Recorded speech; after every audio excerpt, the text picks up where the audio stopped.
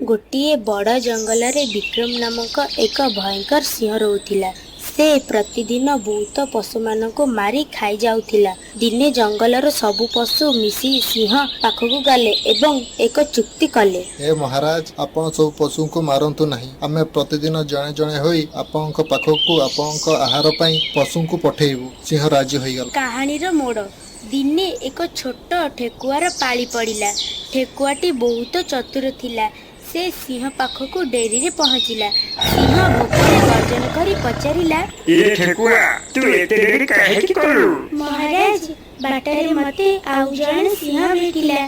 से कहूची सिए एई जंगलर असली राजा। एहा सुनी विक्रम सिंह रागिगला। मते सेही सिंह पाखकु नेई चल, मु ताकू एबे खत्म करी देबी। ठेकुआटी सिंह को गोटे गभीर कूଅ पाखकु नहीं गला एवं कहला, महाराज, सेही सिंहटी एही कूଅ भितरे लुचि रहिछि। सिंह कूଅ भितरକୁ चाहिला, तांको निजर छाई देखागला। से भाबिला सेटा अनेक सिंह। से गर्जन कला एवं कूଅ भितरु मध्य प्रतिध्वनि सुबिला।